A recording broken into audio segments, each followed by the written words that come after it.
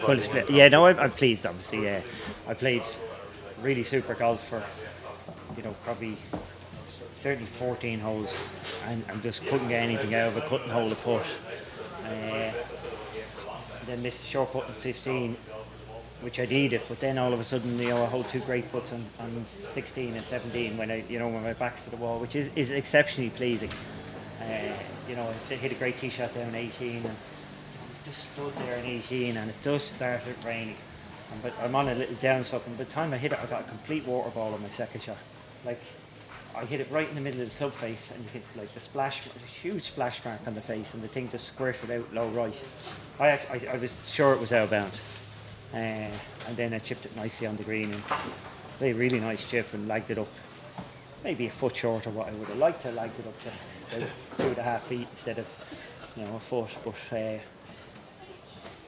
as I said, I played lovely up for the first, all the way through. Like, I hit 5 great shots at the first to make a bogey, and a lot of my round was like that. A lot of good shots, couldn't buy a putt, but very pleasing to hold the 2 putts when my back was to the wall on 16 and 17. Some old memories in that. Good memories. That's 3 majors, 3 made cuts. So yeah, it's every PGA Tour event I played this year. Yeah. Cut made. The only cut I missed was that anomaly with the first round in the fog and wind in Dubai. That's the only one I missed this year. So I haven't played as well as the last couple of weeks now. I've started driving the ball really well, keeping it, not creating any drama. Like yesterday, I only hit it I missed the fourth in the bushes, and I only hit it in the rough once outside of that yesterday. Today a few more times, but I drove it nicely again. Hit some great drives coming down the stretch, as I said, which really pleases me, because the modern game really requires less stress in the game, less drama. You've got to really keep the ball in play a lot, and as I said, I've had a couple of good weeks really driving the ball very nicely. Yeah, it's typical of you that you keep going on every shot, but the par save on 17 was also... Yeah, it was 17 is just, it's an awkward hole you get there, and I've got 8 iron in my hand. I'm just probably not convinced as much as I should have been with it, and I just blocked it up into the wind. Thought the wind was, it looked like I'd hit it in the right side of the green now, in fairness,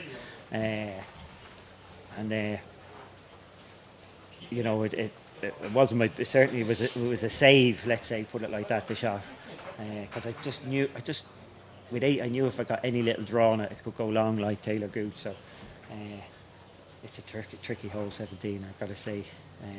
There would be a lot of pressure on the guys coming home. I think it's a lovely hole if you're trying to make a 2, and it's a terrible hole if you're trying to make a 3.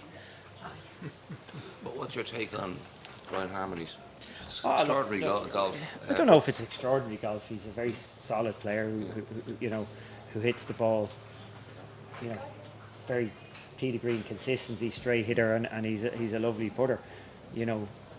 He's experienced. He's in this game a long time, and I think you'll find one thing about Brian Harmon, which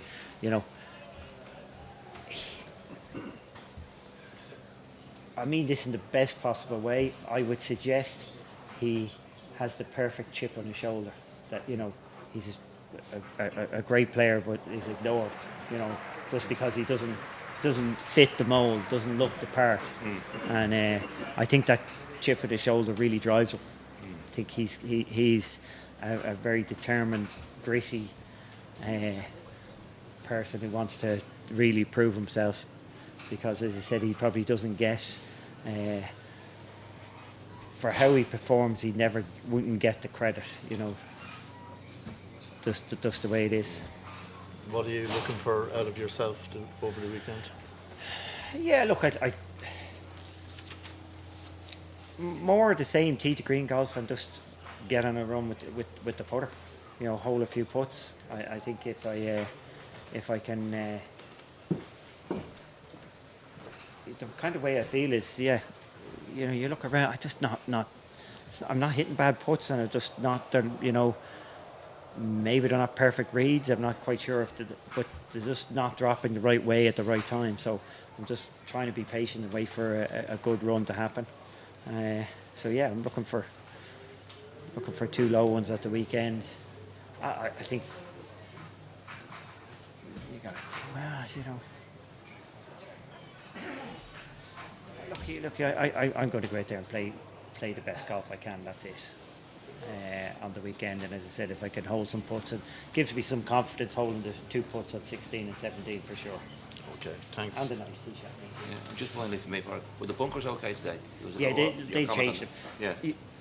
So they've always flat rated. Well, they have flat rated the bunkers for a long time at Open Championships. So where it would have been very obvious is you could go play the Dunhill, and the road hole bunker is pretty easy at the Dunhill, and yet it's savagely difficult at the Open because they flat rake it. The problem you have here with flat raking the bunkers is the bunkers are very small. So with a links bunker, the ball has, like, even if it pitches in it, it's going to move. And generally it's running into it. So it runs onto it, hits something, and it's not coming back off the faces. It's getting stuck. Yeah. So they're just small bunkers here. I've got to say, I thought the setup was fabulous yesterday. It was tougher today with a bit of breeze this afternoon, but probably I think the golf course is strong enough that the change they made today was right. They don't need to make those, but the bunkers are still severe without them being absolute penalties. Like they're still every fairway bunker is a chip out, and a lot of the greenside bunkers now you can with the change you can get out of them, but you're not necessarily getting up and down. So they're still not a great place to be. But they are supposed to be penal after all, bunkers, aren't they? Yeah, but as I said, flat raking them into it when they're so small it does make them very treacherous. Yeah.